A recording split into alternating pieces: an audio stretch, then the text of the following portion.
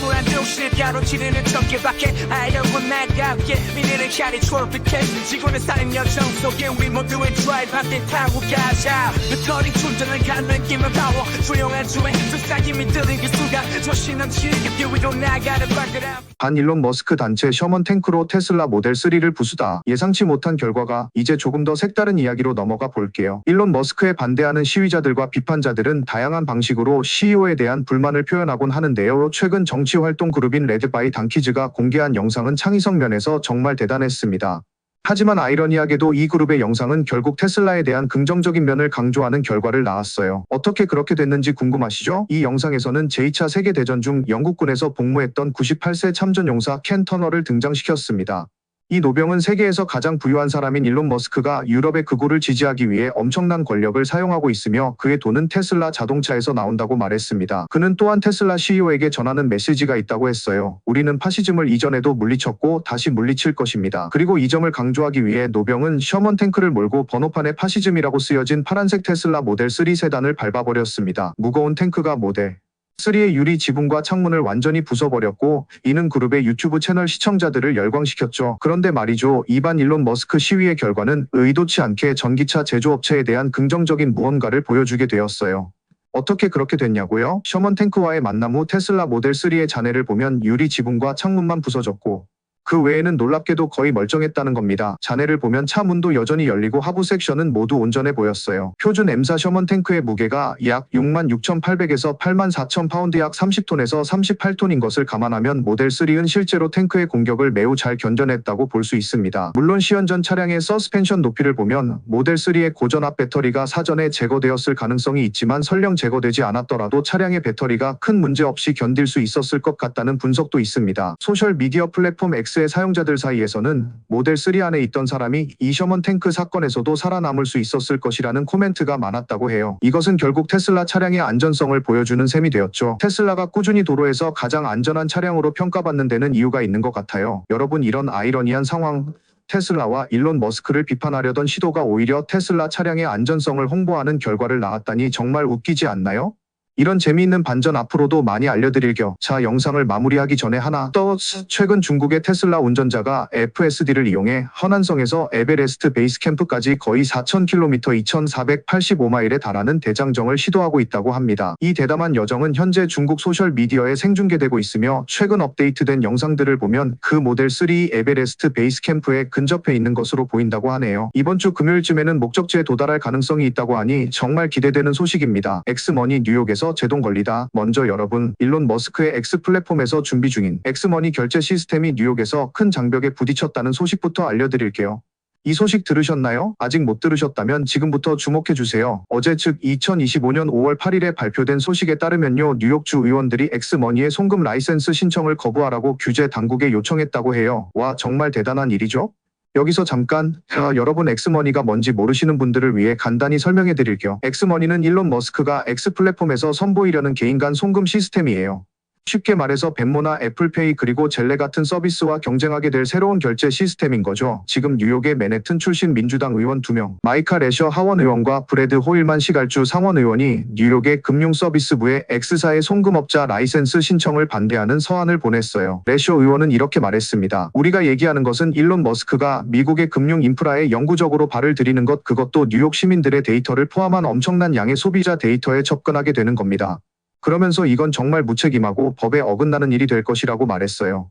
와우, 이건 꽤 강한 발언이죠? 이 의원들이 반대하는 이유는 뭘까요? 그들은 머스크가 비즈니스와 정부에서 무모한 행동 패턴을 보여왔다고 주장하는데요. 특히 트럼프 행정부의 정부 효율화 부서 도지에서의 그의 역할을 언급하면서 뉴욕 주법에 따라 송금업자 라이센스에 필요한 인격과 일반적인 적합성이 부족하다고 주장하고 있어요. 여기서 조금 더 배경 지식을 드리자면 여러분, 미국에서는 각 주마다 금융 관련 규제가 다르고 특히 뉴욕은 금융 규제가 매우 엄격한 곳으로 알려져 있어요. 그래서 엑스머니가 뉴욕에서 승인을 받지 못한다면 미국 전체 시장 진출에 큰 타격을 입을 수 있는 거죠. 뉴욕 금융서비스부 대변인인 시아라 마랑가스는 모든 라이센스 신청을 철저히 검토하고 모든 신청자에게 동일하고 강력한 기준을 적용한다고 말하면서도 X사의 신청에 대해서는 구체적인 언급을 피했어요. 뉴욕 주법에 따르면 규제 당국은 신청자의 재정적 책임 경험 그리고 신뢰성을 평가해야 한다고 해요. 여러분 이 부분 정말 중요해요. 만약 여러분이 피자를 배달시키듯 쉽게 돈을 주고받을 수 있는 엑스머니 서비스를 기대하고 계셨다면 뉴욕에서는 아직 좀 기다려야 할 것 같네요. 그리고 머스크와 트럼프 대통령의 관계가 뉴욕에서 더 많은 조사를 받게 만들었다고 해요. 레셔 의원 같은 의원들은 버팔로에 있는 테슬라 공장의 임대 재협상을 중단하라고 밀어붙이고 있고 패트리샤 파이주 상원 의원은 테슬라 딜러십을 폐쇄하는 법안을 제안하고 있다고 해요. 와, 정말 복잡한 상황이네요. 내가 항상 말하잖아요. 테크 업계는 항상 드라마가 넘친다고. 이게 바로 제가 테크 소식을 전해드리는 이유죠. 매일매일이 새로운 에피소드 같아요. 그런데 여러분 머스크의 목표가 뭘까요? 그는 X를 금융 거래 미디어 그리고 소통이 모두 가능한 모든 것을 할 수 있는 앱으로 변모시키려고 해요. 마치 중국의 위챗처럼요. 한 앱으로 친구들과 대화하고 뉴스도 보고 돈도 보낼 수 있게 말이죠. 정말 혁신적이지 않나요? X사는 1월에 이 시스템을 지원하기 위해 비자와 파트너십을 맺었다고 발표했어요. 머스크는 엑스머니가 콜롬비아 특별구 뉴욕 그리고 캘리포니아에서 라이센스 승인을 받는 것이 가장 어려울 것이라고 언급했는데 엑스머니는 이미 2024년 9월에 캘리포니아의 라이센스를 획득했다고 해요. 그리고 현재까지 엑스는 이미 42개 주에서 송금업자 라이센스를 확보했다고 하니 상당한 진전을 이룬 것 같아요. 하지만 뉴욕의 저항으로 머스크의 비전이 지연될 수 있을 것 같네요. 이 결과는 X가 금융 서비스를 통합하고 진화하는 핀테크 환경에서 경쟁할 수 있는 능력을 좌우할 거예요. 어때요 여러분? 일론 머스크의 엑스머니가 뉴욕의 반대를 이겨낼 수 있을까요? 여러분의 생각이 궁금하네요. 댓글로 알려주세요. 그리고 이 영상이 마음에 드셨다면 좋아요와 구독 버튼 누르는 것 잊지 마세요. 알림 설정까지 해두시면 제 새 영상이 올라올 때마다 가장 먼저 시청하실 수 있답니다. 테슬라 사이버트럭 레인지 익스텐더 취소. 자, 이제 더 충격적인 소식으로 넘어가 볼게요. 테슬라가 공식적으로 사이버트럭의 레인지 익스텐더를 취소했다는 소식입니다. 어제 즉 2025년 5월 8일에 테슬라는 사이버트럭 소유자들에게 이 소식을 알리는 메시지를 보냈고 그 스크린샷이 X 플랫폼에 공유되었어요. 잠깐 레인지 익스텐더가 뭔지 모르시는 분들을 위해 설명해 드릴게요. 이건 사이버트럭의 주행거리를 2019년에 발표된 스펙에 더 가깝게 늘리기 위한 추가 배터리 팩이었어요.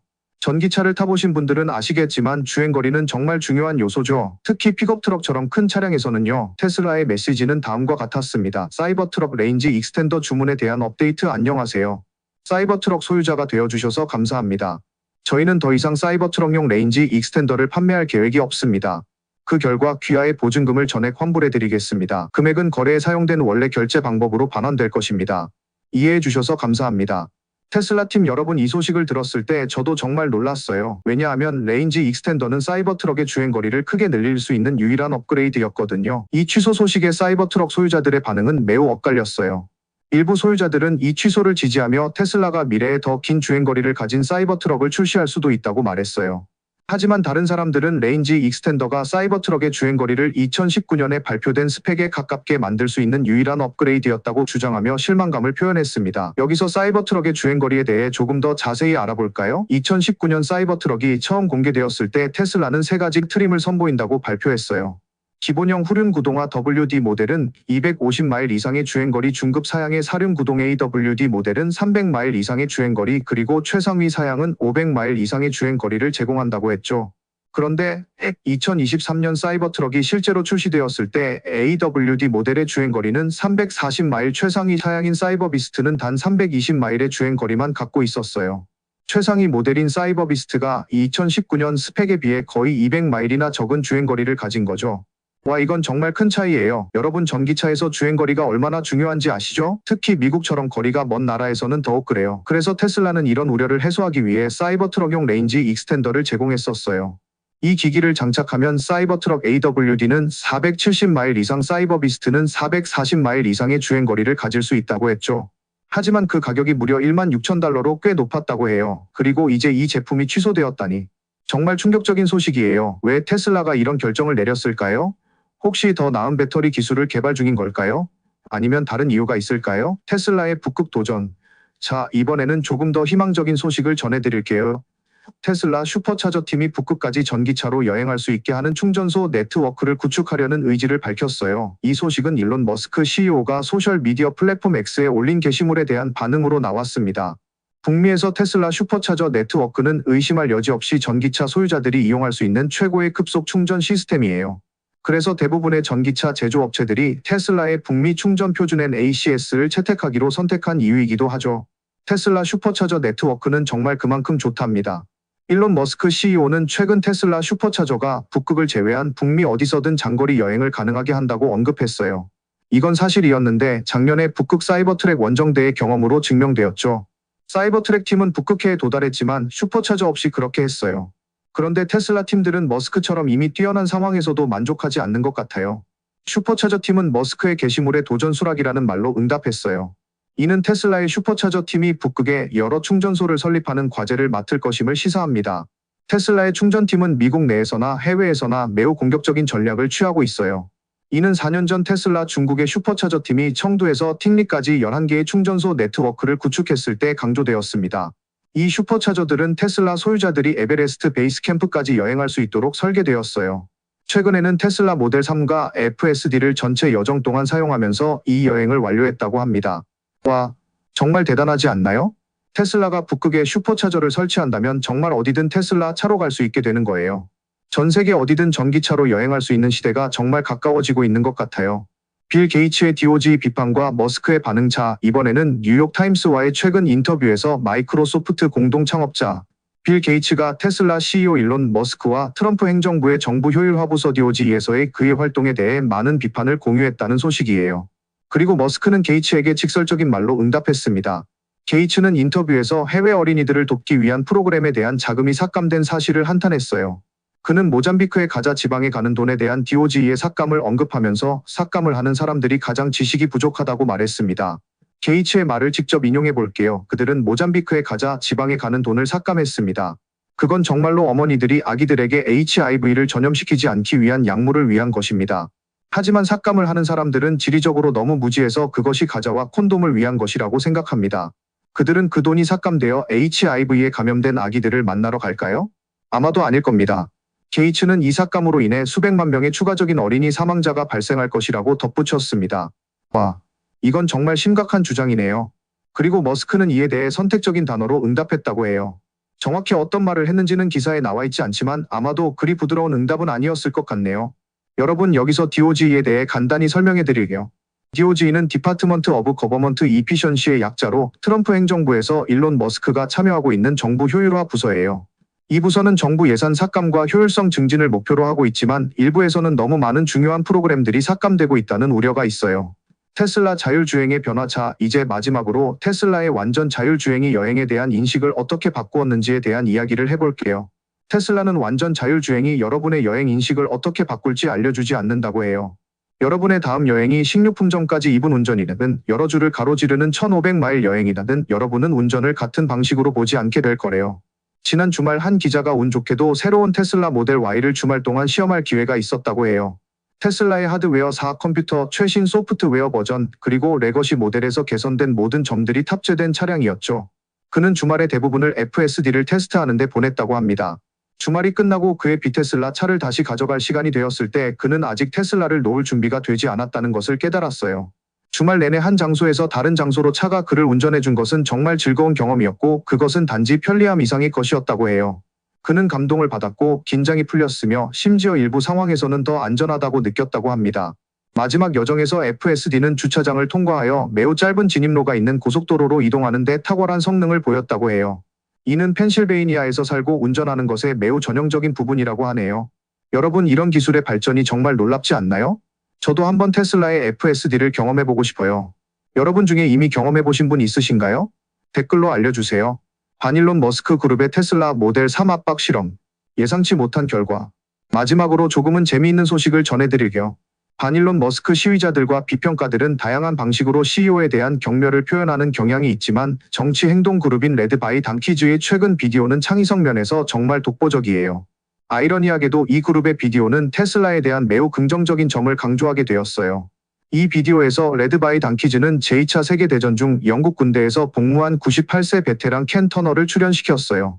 이 베테랑은 세계에서 가장 부유한 사람인 일론 머스크가 유럽의 극우를 지지하기 위해 그의 엄청난 권력을 사용하고 있으며 그의 돈은 테슬라 자동차에서 나온다고 말했습니다. 그는 또한 테슬라 CEO에게 메시지가 있다고 언급했습니다. 우리는 이전에 파시즘을 무너뜨렸고 다시 무너뜨릴 것입니다.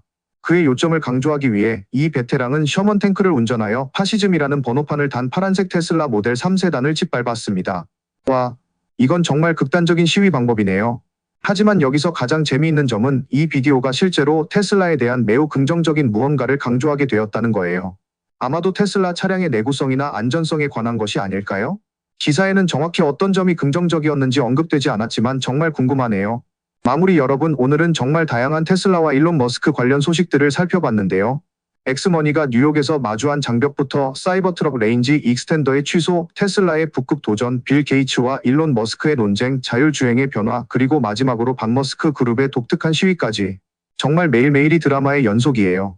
그리고 저는 앞으로도 계속해서 여러분에게 이런 흥미로운 소식들을 전해드릴 예정이니 채널 구독과 알림 설정 꼭 해두세요. 오늘 영상이 마음에 드셨다면 좋아요 버튼도 꼭 눌러주시고요. 여러분의 생각이나 질문이 있으시면 댓글로 남겨주세요.